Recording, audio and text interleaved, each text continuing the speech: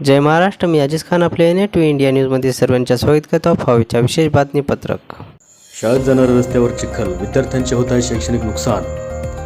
सध्या पावसाळ्याचे दिवस असल्याने जिल्हा परिषद शाळेत शिकण्यासाठी जाणाऱ्या चिमुकल्या विद्यार्थ्यांना छत्रपती संभाजीनगरपासून ते जिल्हा परिषद माध्यमिक व उच्च माध्यमिक शाळा तसेच अनेक मास्टर उर्दू शाळेकडे जाणाऱ्या ओबडधोबड रस्त्यावरून चिखलातून मार्ग काढावा लागत आहे. कोणीही याकडे लक्ष देत नसल्यानं आम्ही करावं तरी काय, असा प्रश्न या चिमुकल्यांकडून विचारला जात आहे.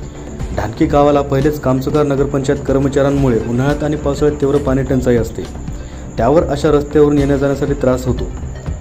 ढानकी हे गाव उमरखेड तालुक्यातील सर्वात मोठी बाजारपेठ असलेले गाव असून उमरखेड तालुक्यातून सगळ्यात जास्त कर ढानकीतील नागरिक भरत असून सुद्धा ढानकी गावामध्ये आजही रस्ते, वीज, पाणी, आरोग्य यासारख्या पायाभूत सुविधा उपलब्ध नसून ना याकडे लोकप्रतिनिधींचं लक्ष आहे ना तहसीलदार यांचे.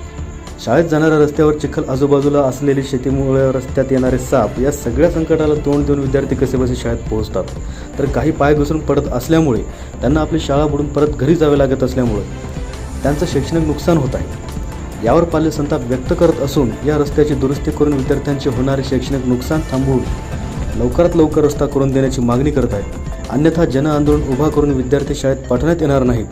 होणाऱ्या विद्यार्थ्यांच्या शैक्षणिक नुकसानास नगरपंचायत ढानकी कार्यालय जिम्मेदार ठरवून ठिय्या आंदोलन करण्याच्या पवित्र्यात असल्याचे बोलले जात आहे. Bureau report, Shaikh Inayat, ढानकी.